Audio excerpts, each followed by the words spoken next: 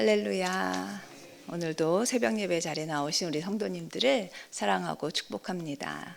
옆에 계신 분들과 평화 인사 나누시겠습니다. 평화를 빕니다. 평화를 빕니다. 오늘은 무엇을 구할 것인가 라는 제목으로 사무엘하 7장의 말씀을 전하려고 하는데요. 이 질문에 무엇을 구해야 할 것인가 에 대한 생각을 해보신 적이 있는 분들이라면 이미 기도를 통하여서 하나님과 매우 친밀한 관계를 누리고 계신 분들일 것입니다. 왜냐하면 믿음의 사람들은 자신의 능력으로 이 세상을 살아가는 것이 아니라 하나님의 능력을 구하며 기도를 통하여 세상을 살아가고 있기 때문입니다. 믿음이 있는 사람은 자신의 능력이 아무리 뛰어나다고 해도 하나님이 허락하지 않으시면 자신의 뜻대로 되지 않는다는 것을 알고 있습니다. 또 반대로 아무리 자신의 능력이 부족하여도 하나님이 도우시면 자신이 원하는 것 이상으로 자신의 꿈을 이룰 수 있게 될 것이라는 믿음을 가지고 살아가고 있습니다. 그런 점에서 자신의 필요한 것을 자신의 힘으로 해결하지 않고 하나님께 구하며 기도하는 사람은 자신의 삶이 자신의 것이 아니라 하나님의 것임을 인정하는 사람입니다. 또 하나님께서 온 우주를 통치하시며 관할하시는 분이심을 굳건하게 믿고 있는 사람이라고 할 수 있을 것입니다. 여기에 계신 우리 성도님들도 하나님의 주권을 인정하며 하루하루 필요한 것을 주님께 구하는 모든 성도님 되시기를 소망합니다. 혹시 기도하면 딱 생각이 나는 성경 구절이 있으실까요? 마태복음 7장 7절의 말씀 생각나시죠? 구하라 그리하면 너희에게 주실 것이요 찾으라 그리하면 찾을 것이요 두드리라 그리하면 너희에게 열릴 것이니라. 이 말씀 딱 기억하고 계시죠? 저희가 너무 간절한 기도 제목이 있거나 도저히 어떻게 한 치 앞을 알지 못하는 그런 불투명한 미래에 대한 불안이 있을 때는 이 기도가 저희에게 얼마나 큰 힘이 되는지 모릅니다. 또 야고보서 1장 6절의 말씀도 생각이 납니다. 오직 믿음으로 구하고 조금도 의심하지 말라. 의심하는 자는 마치 바람에 밀려 요동하는 바닷물결 같으니 라는 말씀이 있습니다. 그래서 이 말씀이 떠올라서 막 기도하면서 구하다 보면은 이거는 받은 줄로 믿어야 돼 라고 생각하면서 그 결과를 얻기도 전에 벌써 감사의 기도를 드렸던 적도 있으실 것입니다. 그러나 저희가 살아가는 현실은 어떻습니까? 간절히 기도했는데 너무나 그 과정이, 기도가 이루어지는 과정이 너무나 더디게 이루어져서 낙심할 때가 있습니다. 또 아예 저희가 구했던 그 기도가 잘 들어지지 않을 때도 있었던 것을 경험하셨을 것입니다. 이럴 때 어떻습니까? 처음에는 믿음으로 자신감 있게 구했다가 나중에는 나의 믿음이 흔들리는 경험을 하셨던 분들도 계실 것입니다. 제가 아는 한 분이 그런 경험을 했습니다. 이분이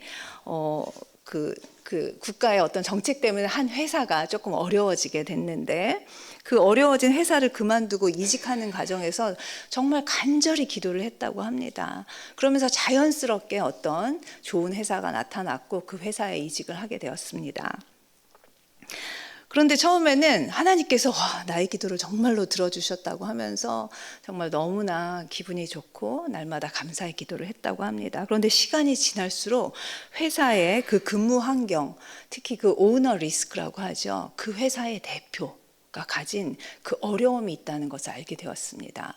그 회장님이 누구나 이름만 대면 알 회사였는데요. 그 회장님이 그런 중견 그 간부들에게 어떤 그 폭행적인 아주 폭력적인 언행을 사용하기가 일쑤였고 너무나 과중한 그런 업무를 줘서 이분은 수면 장애에다가 나중에 공황 장애 증세까지 생기게 되었다고 했습니다. 이분은 이 회사로 옮기게 된 것이 모두 하나님의 인도하심 덕분이라고 생각했는데 자기에게 왜 이런 일이 생긴 건지 알 수가 없었습니다. 그리고 급기야는 하나님에 대한 의심과 원망에 이르게 되었습니다. 그런데 이 과정에서 이분이 한 가지 깨달은 것이 있었다고 합니다. 그렇게 자신의 몸이 망가지고 있는데도 회사를 그만두지 못하는 자신을 보면서 자신이 어려웠던 환경 탓에 하나님을 믿게 된 이후에도 물질이 없으면 살 수 없다. 당장 내가 돈을 벌지 않으면 한 달도 살 수 없을 것이라는 그 불안감에 휩싸여 있는 자신을 발견하게 되었던 것이었습니다. 자신의 자존감이 매우 낮다는 것을 그 어려운 과정에서 깨닫게 되었다고 합니다. 이분은 온 가족들이 당신의 건강을 위해서 당신이 그만둬야 된다. 당신이 그러한 대우를 받을 이유가 없다라고 만류하였고, 또 자신이 믿음을 가진 이후에는 하나님께서 자신을 얼마나 사랑하는지를 그 예배, 말씀을 통해서 알았는데도 불구하고 하나님께서 독생자 예수를 자신에게 보내주셨으며, 예수님이 자신을 소중하게 여기셔서 십자가에 달리셨다는 것을 알고 있다고 생각했음에도 불구하고 그 모든 불합리함을 감수하고 돈을 벌어야 되겠다는 강박감에 시달렸다고 합니다.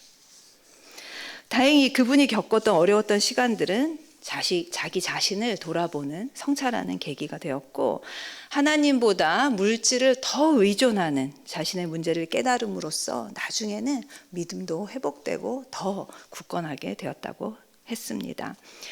이분의 경우에서처럼 우리의 기도는 가끔 응답받지 못한다는 느낌을 받을 때가 있습니다. 물론 오랜 시간이 지나고 나면 하나님께서 그때 그 기도를 들어주지 않으신 것이 나에게 더 유익했어 라고 고백하는 경우가 참 많이 있습니다. 하지만 그 당시에는 어떻습니까? 기도가 응답을 받지 못할 때 말씀처럼, 성경에 있는 말씀처럼 구한 것은 이미 받은 줄로 알라고 하고 하는 그 말씀을 꼭 붙들고 기도했는데, 그 기도가 응답되지 않았을 때 저희들은 절망에 빠질 때가 있습니다. 상처를 받을 때가 있는 것입니다. 이런 점에서 사무엘하 7장에서 보여지는 다윗의 기도를 통해서 우리가 구해야 할 가장 우선적인 기도가 무엇인지를 알게 된다면 우리의 신앙생활에 유익을 얻을 수 있을 것입니다. 먼저 오늘 본문의 배경을 잠깐 설명드리면, 다윗은 많은 어려움이 있었죠. 그런데 하나님의 도우심을 받아서 주위의 모든 원수들을 무찌르고 이제는 백향목으로 지어진 그 화려한 궁전에서 편안히 살 수 있는 그런 상황이 되었습니다. 그런데 문득 돌아보니 자신은 이렇게 멋진 궁전에서 살고 있는데 그 하나님의 궤는, 하나님의 언약궤는 광야 시대나 다름이 없이 그냥 휘장 안에 덩그러니 놓여져 있는 것을 발견하게 되었습니다. 그 사실을 깨닫자마자 하나님을 사랑했던 다윗은 하루빨리 하나님의 성전을 지어드려야겠다는 생각을 하기 시작했습니다. 하나님의 언약궤가 다윗성에 처음 들어올 때 블레셋에 빼앗긴 그 언약궤가 다른 곳에 있다가 이제 다윗이 모셔오죠. 그때 다윗은 어떠했습니까? 자기 바지가 흘러내리는 줄도 모르고 기뻐 춤을 췄던, 그 정도로 하나님을 사랑했던 사람이었습니다. 그렇게 다윗에게 성전을 짓는다는 것은 부담이 된다거나 또 힘들고 귀찮은 일이 아니라 생각만 해도 기쁜, 그 마음의 소원을 이루는 기쁜 일이었을 것입니다.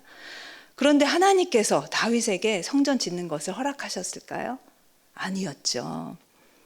하나님께서는 나단을 통해서 이렇게 말씀하셨습니다. 자신은 애굽에서 이스라엘을 인도하여 내던 그 날부터 집에 거주하지 않았다. 장막과 성막을 돌아다니면서 있었으며, 심지어는 내가 언제 너에게 나를 위한 집을 지어달라고 하였느냐고 물으시면서 다윗에게 하나님의 성전을 짓는 것을 허락하지 않으셨습니다. 그러나 하나님을 사랑하는 다윗의 마음을 귀하게 여기셨던 하나님은 어떻게 하셨을까요? 이런 약속을 하십니다.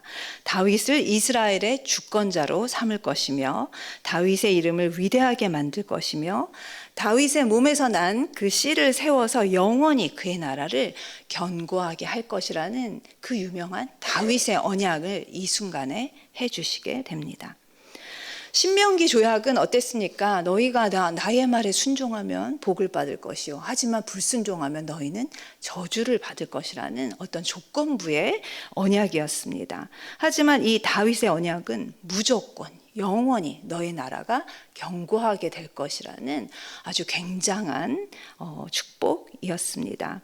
이 약속은 다윗이 상상조차 하지 못했던, 자기가 구해야 한다고 생각하지도 못했던 그런 놀랄만한 축복, 최고의 축복이었습니다. 이러한 과분한 축복에 대해서 다윗은 18절, 9절에서 이렇게 이야기를 합니다. 다윗 왕이 여호와 앞에 들어가 앉아서 이르되 주 여호와여 나는 누구이오며 내 집은 무엇이기에 나를 여기까지 이르게 하셨나이까. 주 여호와여 주께서 이것을 오히려 적게 여기시고 또 종의 집에 있을 먼 장래의 일까지도 말씀하셨나이다. 아멘. 지금 다윗은 자신이 누구이길래 이런 약속을 하나님께 해주시는지에 대해서, 또 자신은 생각하지도 않았던 그 후손에 대한 먼 미래의 장래일까지도 책임져 주시겠다는 그 하나님의 약속에 대해서 감격하고 있었습니다. 이러한 엄청난 하나님의 약속을 경험한 다윗은 그가 구할 수 있는 최고의 기도가 무엇인지 깨닫게 되었습니다. 그것은 바로 주를 떠나지 않고 주 앞에 영원히 있게 해달라는 기도였던 것이었습니다. 아무리 믿음을 흔들려고 하는 유혹과 시험이 몰아쳐도 그것을 물리치고 하나님 앞에만 있을 수 있다면 하나님께서 그가 구한 작은 기도들보다 훨씬 더 큰 축복을 주실 것이라는 것을 경험하였기 때문에 이런 기도를 하게 된 것이었습니다. 29절을 한번 제가 읽어드리겠습니다. 이제 청하건대 종의 집에 복을 주사 주 앞에 영원히 있게 하옵소서. 아멘. 여기 나오신 성도님들께서도 오늘 많은 기도 제목을 가지고 이 자리에 나오셨을 것입니다. 자녀를 위한 기도에서 또 성도들, 환우들을 위해서 그런 중보 기도에 이르기까지 그 기도를 하다 보면, 나라를 위한 기도까지 하다 보면 이 새벽 시간이 훌쩍 지나가는 것을 경험하실 것입니다. 이런 기도의 유익은 이런 기도를 통해서 우리가 하나님과 친밀한 그런 교제를 누릴 수 있으며 하나님이 무엇을 응답하시는지 무엇을 거절하시는지를 지켜봄으로써 하나님의 뜻도 가늠할 수 있게 된다는 점에서 매우 유익한 기도입니다. 그런 점에서 하나님께 우리의 삶에 아주 크고 작은 시시콜콜한 기도까지 드리는 것은 너무나 중요한 일이라고 말할 수 있습니다. 그런 기도야말로 하나님의 주권을 인정하는 기도이기 때문입니다. 그런데 오늘 말씀을 통하여서 저희는 어떠한 기도보다도 먼저 우리가 일평생 하나님을 떠나지 않게 해달라는 그 기도를 먼저 구하셨으면 좋겠습니다. 그것이야말로 우리에게 가장 큰 복이기 때문입니다. 어떠한 사단의 방해와 유혹에도 하나님을 떠나지 않는 우리 모두가 되기를 소망합니다.